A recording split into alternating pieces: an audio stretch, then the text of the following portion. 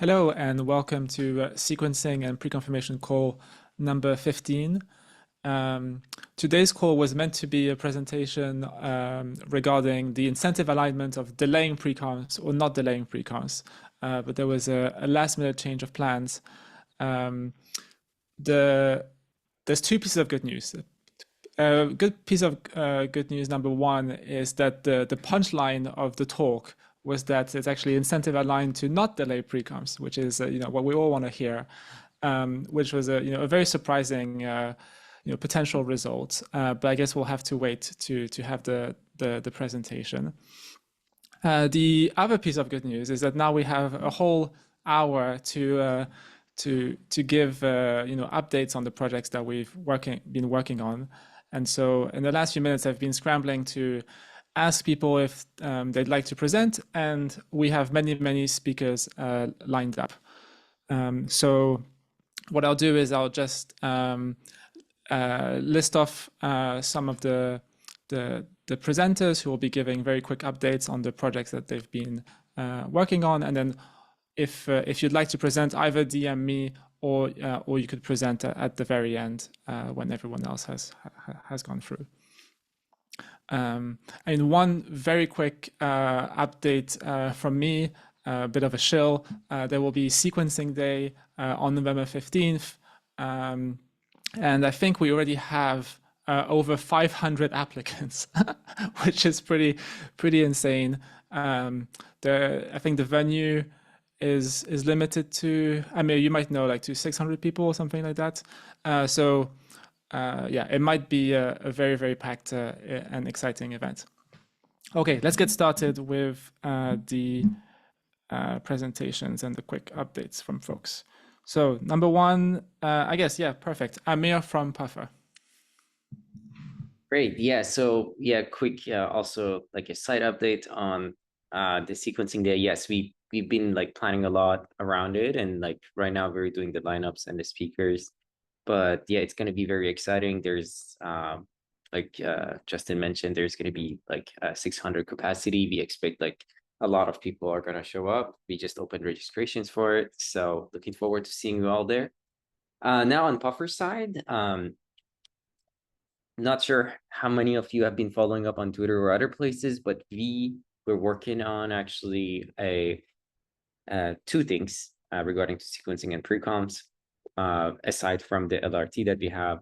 But on this precoms, we're working on this like L2 execution precoms. The registry went live 2 weeks ago, and you can find the registry on EigenLayer here. We have about like a little north of 20,000 Ethereum validators opted into this registry right now. I think like that's like already probably a decent number to have like good guarantees. We also went live on DevNet with Unify stack. So we're calling our base rollup stack Puffer Unify, and Puffer Unify rollup is live on DevNet with execution precons. So that was like very exciting for us. We were hoping to actually like prepare more documents, prepare more presentations once it's officially live with all the docs, but this is actually a good opportunity to prepare everyone, and hopefully we can like have something to show for it very soon in terms of like more public facing. We're going to onboard like some of the protocols that are already interested to building on it to start trying it out with the execution precoms. So yeah, that's basically the TLDR on the two things that we are shipping in the past, I guess, months. Thank you all. Amazing. Thanks, Amir. Do we have one or two questions for Amir? Yeah, feel free to just raise your hand. Otherwise, we can move on. So next up in the alphabetically sorted list is Anil from Rome. Hey guys, co-founder, CEO Rome Protocol. If you don't know, what we are building a shared sequencer for Ethereum L2s, and we are building it on Solana. So it's a little bit of an off. If you feel Solana, then basically what we have done so far, we have taken an Ethereum Go client, specifically OP Get client, and we have put it on top of Solana.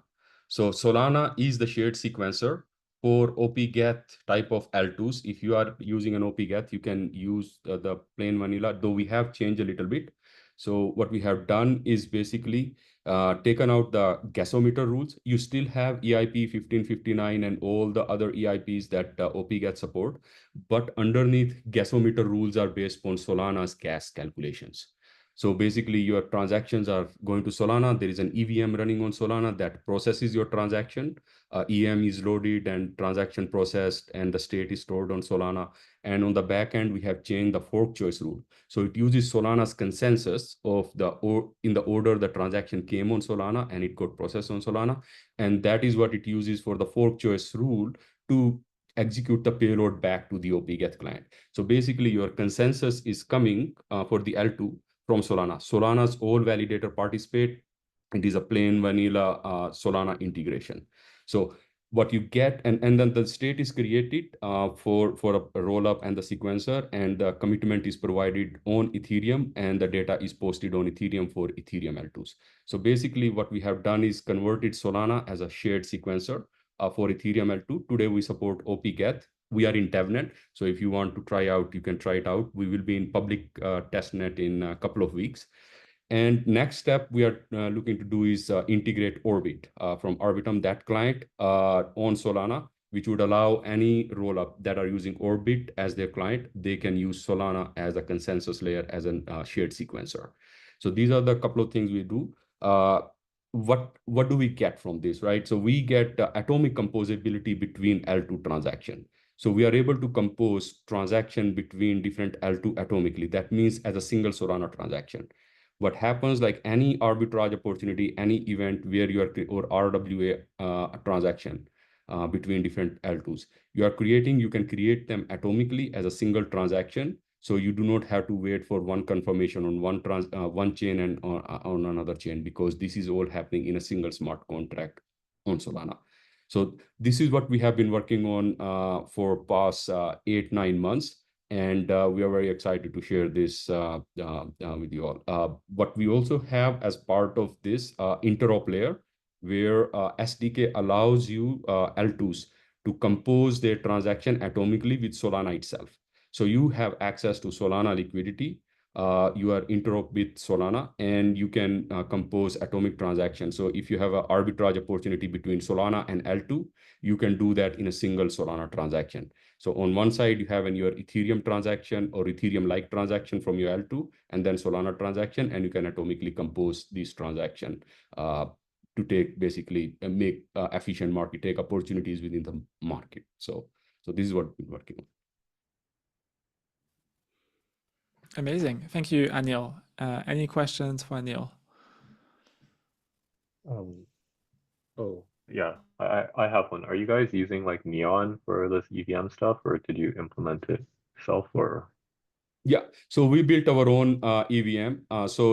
We looked at the Neon EVM, and there were a lot of drawbacks. Firstly, it only supported legacy transaction. It did not support EIP 1559. Also, the front end was based on Python makeshift client, Ethereum client. What we are doing is we are taking standard Ethereum client, OP-Geth, Orbit, and integrating that with Solana.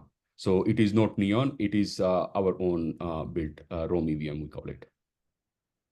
Cool. And then how are you thinking about like the whole congestion for the space on Solana right now? Would it impact like the quality of like the sequencing that's happening on there?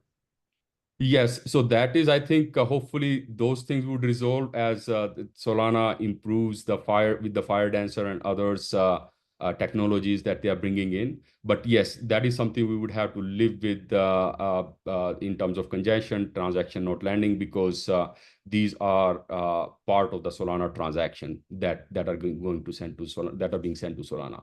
So you are correct on that front, that okay, congestion and when you have landing problem with the transaction on Solana, these problems do exist. Okay, cool. Are you guys open source? Is there a chance I can take a look at yeah, source is all open, but it is not that, and you can start your L2s if you want to. You can use our smart contract, you can use our code, so all that is out there. Okay, cool. If you could post the link, that would be really helpful. Yeah, thanks. Sure, will do. Dono? How do you make sure that the ordering that is defined on Solana is the one that is then used on Ethereum? Like, is there some sort of like client, Solana-like clients, with some economic security, or? Right. So basically, your transactions when they're processed. So we have a Solana node that are providing the transaction, and you build the canonical state based upon the order of transaction that has been executed on Solana. So there is a light client that helps you build that with a Geyser plugin, and that is canonical state that is posted to basically Ethereum smart contract, the rollup smart contract.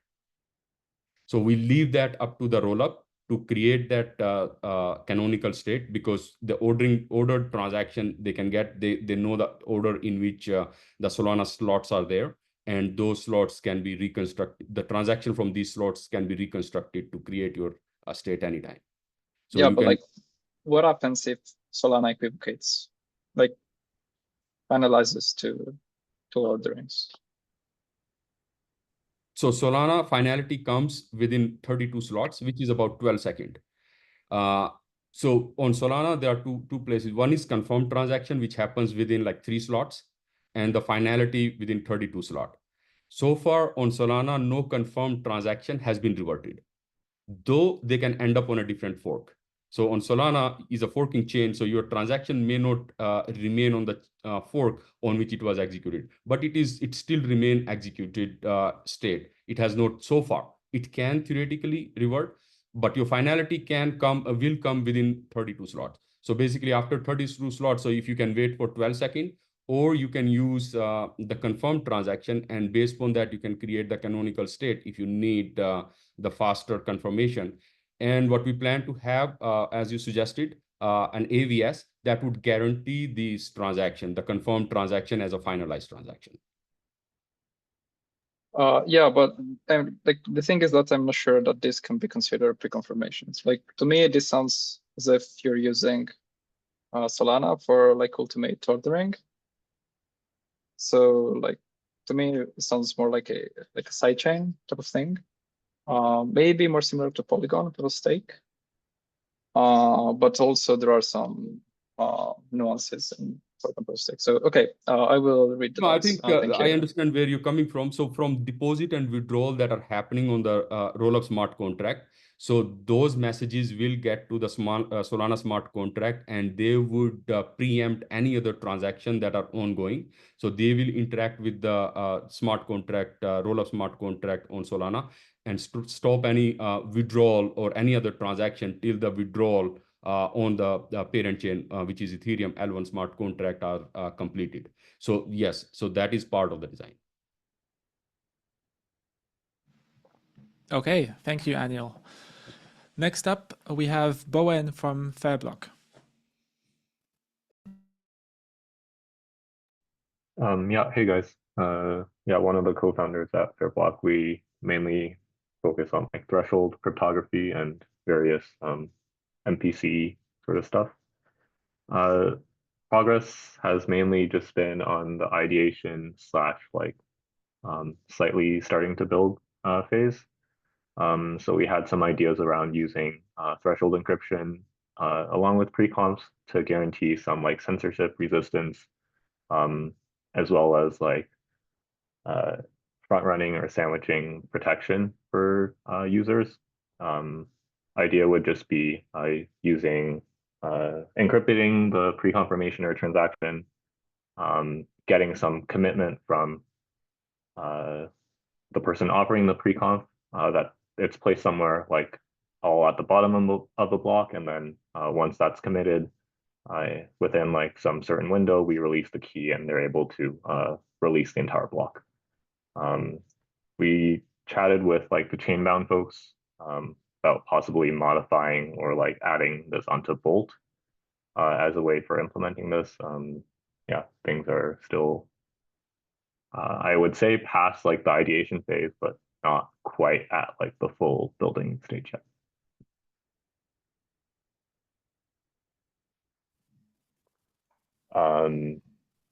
Oh yeah, I guess like we should mention like what threshold cryptography we're using.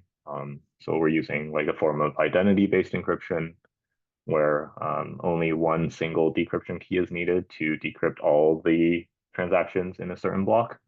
That way it's like slightly more bandwidth efficient. We have our own like proof of stake network that's generating these decryption keys, but in this like latency sensitive pre-confirmation use case, I think maybe like some of the builders could all like interact with each other and each hold a portion of the key or something like that. Like we probably wouldn't be the ones that are giving the decryption key to the person decrypting the transactions. It would probably come on like the people running this infra in the first place. Thank you, Bowen. Is the encryption similar to the internet computer kind of threshold, like BLS-based identity encryption? Yes, exactly. Oh. Yeah, so I think there was also some research about like the silent encryption or whatever that like Charlie from Paradigm released.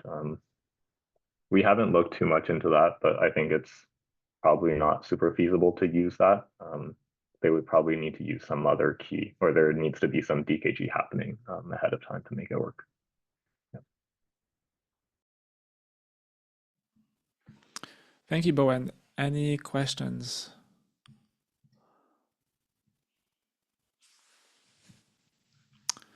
Okay, next up we have Brett from Taiko. Hey guys. So yeah, we're doing well. We're trying to upgrade our base rollup to base rollup with pre-confirmations, which I guess is the point of a lot of these calls. So yeah, trying to like bring to mainnet as soon as possible. So currently working closely with especially like Gadaga and Nethermind to make it possible. So yeah, kind of like the last 2 weeks and I guess the couple of next weeks, mostly like in like a supporting the sequencer registry contract that Nethermind created, and also like working with Garaka to kind of like also upgrade to our new protocol with like pre-confirmation support and also like an audit for the new protocol that supports this. So yeah, I guess like trying to combine all the pieces so we can actually start using pre-confirmations first on our testnet, hopefully in the next couple of weeks, and then also like on mainnet. Yeah, depending on how well the testnet goes. I guess it depends like when we actually launch on mainnet. But yeah, hopefully testnet come like next couple of weeks, and then if everything goes well, mainnet end of this year, beginning of next year. I think that's kind of like the current planning that we are currently seeing. But yeah, I guess like it's mostly just on readiness of the software, because we don't also kind of like we discussed this with like Kubi, and we also see like no reasons to delay or things like no slashing available, or for example like no actually opt-in from the L1 validators and always using the fallback path. So yeah, I guess we'll just try to get it working as soon as possible. Yeah, even without some shortcuts or some kind of like less than ideal kind of like environment. But yeah, that's mostly it. Wow, thank you, Brett. Great to hear that precoms are coming to mainnet pretty soon. Any questions for Brett?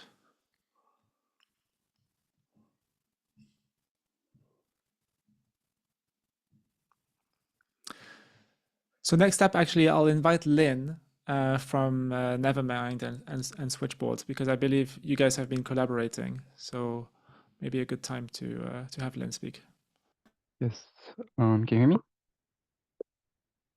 Yes. Okay, cool. Actually, I have some slides, so let me share screen. Oh wait, I don't.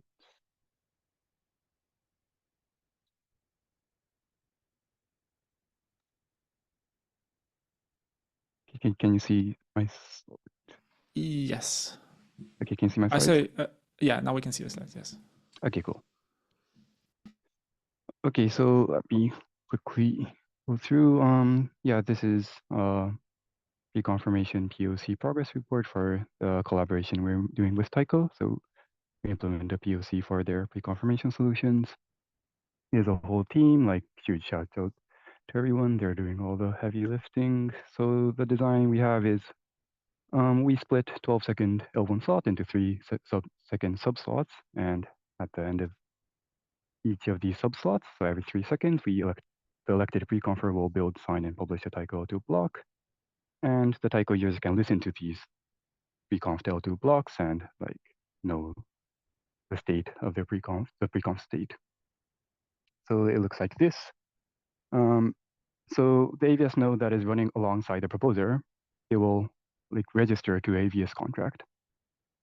And the AVS contract will have, okay, so this registration, we introduced a validator BLS key to ECDSA key mapping scheme, which reduces the gas cost for L2 block level by 1/3 compared to designs that only use BLS key. So like the identity of the validators will not be used using the BLS key, but we'll map it to ECDSA and use the ECDSA, which reduces gas costs a lot. We also have a look-ahead submission scheme because we need this because the EVM does not have the concept of look-ahead. So you need to give the visibility of the look-ahead to the contract.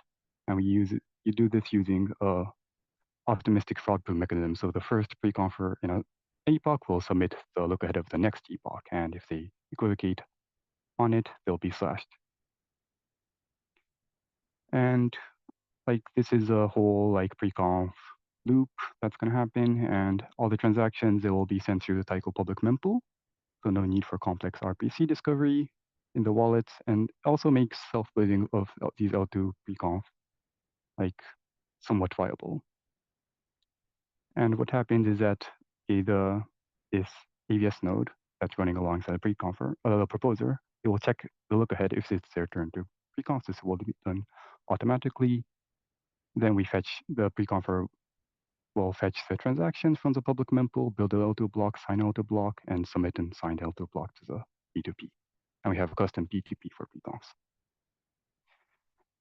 And then like all the full nodes that are listening to these preconf L2 blocks, they can progress their head and provide the latest preconf state to the user.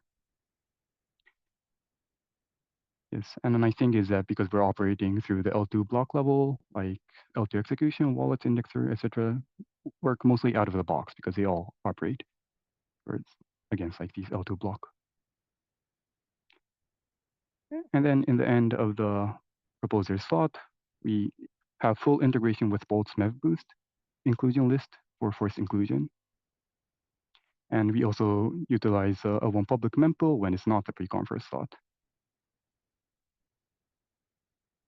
And yeah, and we also have a fraud-proof mechanism that if like this, the preconf L2 block submitted here does not match the preconf L2 block submitted here, you can slash them. And this is also automated, so the AVS nodes can detect this and actually slash.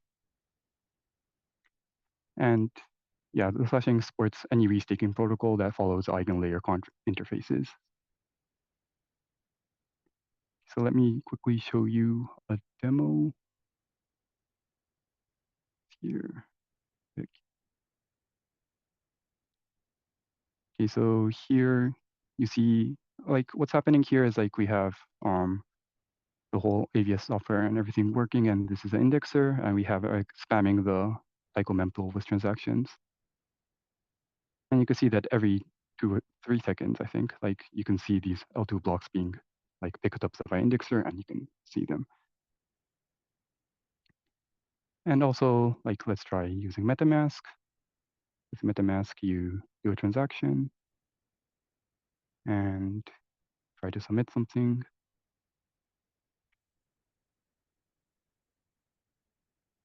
And yeah, you should get results like the MetaMask. Yeah, they pull pretty infrequently. Okay, but yes, you see it confirmed. Okay, that's it. Quick current status as we're working towards continuing the collaboration with Taiko to bring preconfs to mainnet. We're finalizing the funding with PBSF Foundation for researching fair exchange and future-proofing preconf. We also submitted a LIDO grant proposal for economic viability and security of preconfs. That's it.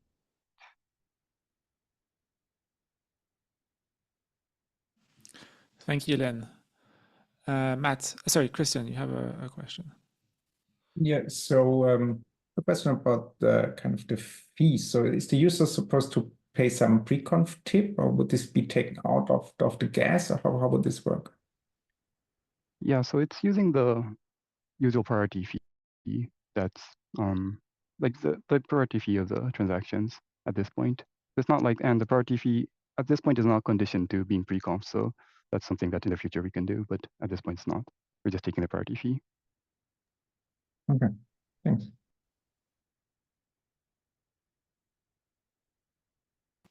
Jason in the chat asks, is this using commit boost?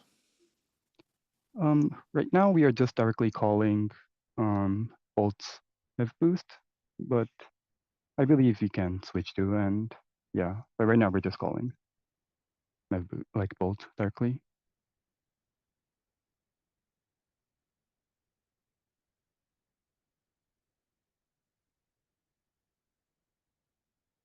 Do you guys know how far out you are from trying it out on commit boost, or just not in the plans? Yeah, just haven't looked into it yet. So yeah, we'll love to have that conversation, but haven't looked into it yet.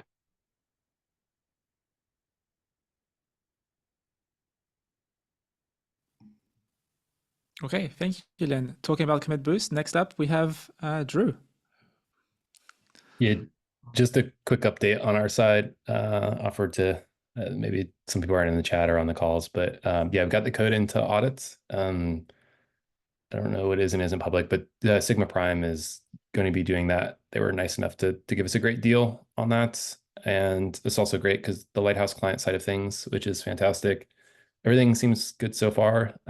We do have some validators we're working with that are about to start running it in prod as well, in small clusters. And then once the audit is completed in larger size, so hopefully teams will be backwards compatible with PBS and then setting themselves up for Husky testing for other commitments that will be out there, and then a more seamless switch into prod, ideally maybe for year end on that front. So that's the big push on the tech side. Sort of the last piece of the technical puzzle is just figuring out for non-external signers how and where people are going to store the keys for other commitments, which we've been meeting with a couple experts across the industry, and hopefully the next community call will discuss a bit more. But actually had some calls this morning that were quite promising on that side of things, and some no complications with using things like ECDSA. So pretty excited. And then the funding side of things, I think all this is public now, but we got a grant from Lido, the Ethereum Foundation, the PBS Foundation, and Eigenlayer. So we're pretty much in a place to have the nonprofit set up, which papers have been filed, plus the legal stuff that's required with that and the audit paid for. So I appreciate all the teams that helped with that side of things. But overall, continue to drive forward, and reception from validators has been quite positive across both sophisticated actors, but also home stakers, spending quite a bit of time with some of the hardware providers and people that make home staking seamless, and just making sure those integrations happen. Hopefully we'll have an inclusion list ready soon for them to start testing as well. So that's, if there's any questions, but that's what's been happening on Commit Boost. And we're really excited to see the first pre-conf land, hopefully over DevCon or before year end in prod.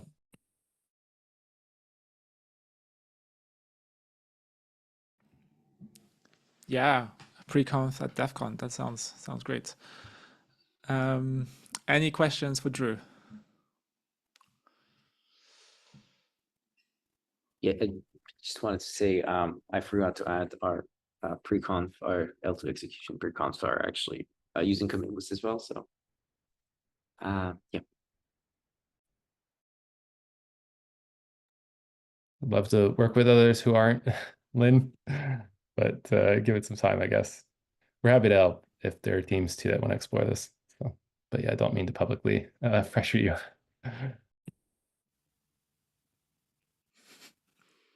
Do you know when the next community call will be for Commit Boost?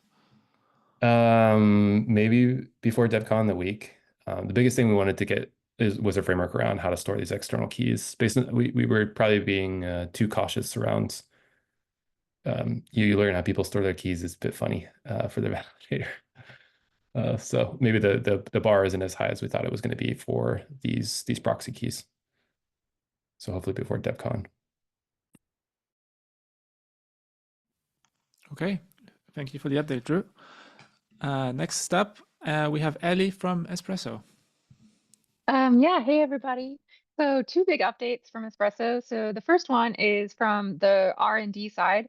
Espresso has been working on a composability protocol. So the ultimate goal of Espresso is to enable composability between all of these chains. So we'll have a pretty detailed blog post coming out about that soon. But the quick overview of the protocol is that it's each chain has these mailboxes. So each chain has an outbox and an inbox. The outbox is messages that the chain is writing to other chains, and then the inbox is the messages that are incoming. And using this design, we can allow chains to have synchronous composability without having to know anything about any of the other chains. So the way it works is that these mailboxes are populated by a shared sequencer or by a coordinator. And then at settlement time, you have an aggregated settlement layer, something like ag layer maybe, that checks the consistency between these mailboxes to ensure that synchronous composability is held and that the state is not inconsistent. And the really cool thing about it is that it works best if you have a shared sequencer to populate these inboxes because they're already doing that work anyway. But we can actually get it to work if you don't have a shared sequencer. So chains with two separate sequencers can actually still get synchronous composability in this design, which is very, very neat. So yeah, that's our biggest kind of like R&D project that we're working on right now. And then the second big announcement is that Espresso mainnet is coming incredibly, incredibly soon. So yeah, watch out for that. Okay, another exciting update. Thank you, Ellie. Any questions?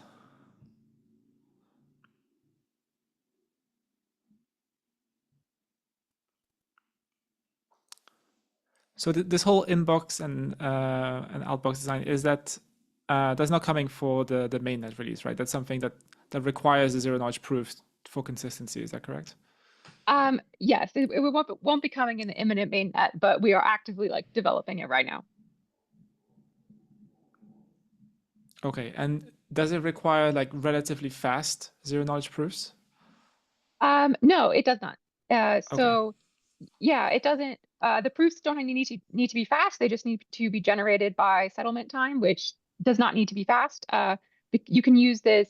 So Espresso is also this global confirmation layer, which can be used to get a fast confirmation of the state of the rollups before the proof is generated. Fast zero-knowledge proofs, however, once we get there, it will improve the protocol quite a bit. So yeah.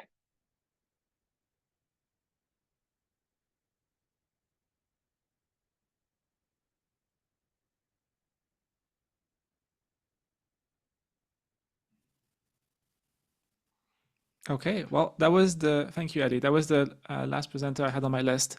If anyone else wants to give an update on their project, they're more than welcome to just jump in. I can give one. Everyone, we've generally been stability testing as we kind of move towards the mainnet. As many people on this call know, we've been building, a lot of infrastructure that allow things like pre-confirmations. And two particulars on that is, the privacy of the mempool on MEV commit, and the fact that the chain is able to handle kind of millisecond basis, attestations to some degree. So we're working with two different pre-confirmation teams who are interested in leveraging that for their own gateway design. Basically, it allows them to just launch a contract and make their own commitments and do their own pre-confirmations, and they can kind of leverage all of this. So they're using it for regular like leader-based pre-confirmations, which is great. But yeah, we're interested in more people who have different requirements for setting up their own pre-confirmation logic or protocols. So if you're interested in this, and particularly we have decay mechanisms, etc., that solve the fair exchange problem. So if you're interested in that, would love to talk to you more and understand, your requirements and enable that. So yeah, we're hoping to kind of go to mainnet with a few of these folks kind of leveraging the chain for its benefits. Okay, thanks, Murat. Any questions for Murat?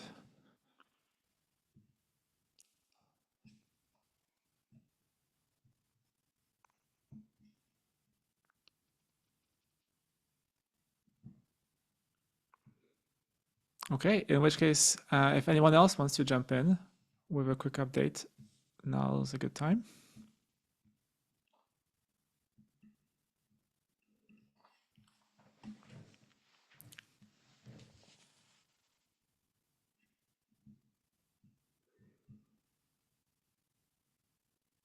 Okay, well, apologies again for the last minute change of schedule, but thanks everyone who gave an update, and looking forward to seeing many of you in Thailand very, very shortly.